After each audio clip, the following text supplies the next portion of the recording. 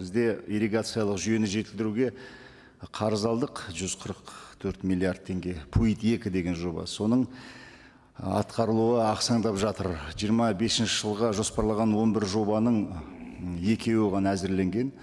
Ал 24 жылы жоспарлаған 5 объектінің 1-еуі ғана салынған. Оның өзі пайдалануға берілмеген.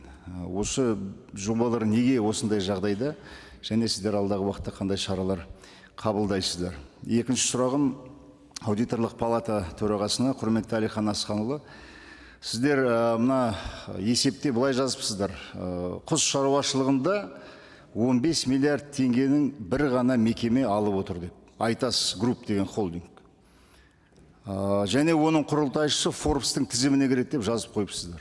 Міне басқа ақпарат жоқ. Енді ол есепті оқыған адамдар қандай ой түзеді? Бұл тиімсіз субсидия екен. Әуелі қаржы министрлігі келесі жылы ақша бермей қалуы мүмкін мысалы. Ал енді мен сізге бір мәлімет келтірейін. Айтас Групп деген холдинг бүкіл Қазақстандағы әр үшінші құс етін шығаратын мекеме. Олар мына Өскемен құс фабрикасын аяққа тұрғызып 60 мың тоннаға дейін жеткізді қуаттылығын. Одан бөлек Макинск құс фабрикасын жап-жаңа қылып салып, оның қуаттылығын 100 мыңға жеткізуді көздеп отыр. 25 миллиард теңге өзінің қаражатын құйып, Алматыда инкубатор салды. Қонаев қаласында жаңадан құс шаруашылығын қолға алайын деп отыр. Жалпы 5 жылдың ішінде ауыл шаруашылығына құйған инвестициясы 109 миллиард. Салық ретінде төлегені 36 миллиард теңге. Міне, бүкіл алған субсидиясы бір салығымен жауып отыр. Неге осының бәрі есепте ескерілмеген, мен соны түсінбей қойдым. Рас, мынау Пуит-2 бағдарламасы 2018 жылдан іске асырылып жатыр. 11 жоба бар. Бүгінгі күні 11 жобаның 4 жобасы аяқталды. Ол Жамбыл облысында 3 жоба және Қызылорда облысында 1 жоба.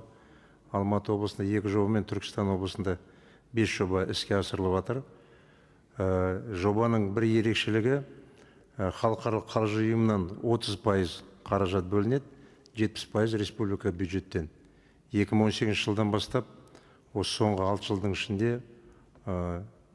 20%-дан бастап 80%-ға дейін қаржы толық көлемде берілмеген.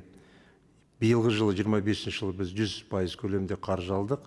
Сондықтан қалған 7 жобаның құрылыс монтаж жұмыстарын 90%-дан жоғары биыл бітіреміз деп отырмыз. Келесі жылы мынау вегетация кезінде уже қабылдау жұмыстарын жүргіземіз. Келесі жыл бұл аяқтаймыз, 100% аяқтаймыз деген жоспарымыз бар. Рахмет. Жоғарғы аудиторлық палатаның төрағасы Әлихан Асханұлы. Сұрағыңызға рахмет. Жаңағы құс өнімдерін өндірісіндегі тек қана жалғыз бір кәсіпорын субсидия алып отыр деген мәлімет ол дұрыс емес. Біз сіздермен бірге бұл мәселені желтоқсан айында жан-жақты талқыладық. Бұл түсініспеушілік немесе техникалық қателік шығар. Мен сізге бұл бойынша жазбаша түрде жауабын берейін. Мен қысқаша кешірім өтінемін, мен айтайын дегенім, ол аудиторлық есептің ішінде тұрған мәлімет. Одан бөлек 13 мекеме үлкен қаржы алды деп жазып қойған. Оның барлығы халыққа қызмет етіп жүрген мекемелер. Соны ескерулеріңізді сұраймын. Рахмет.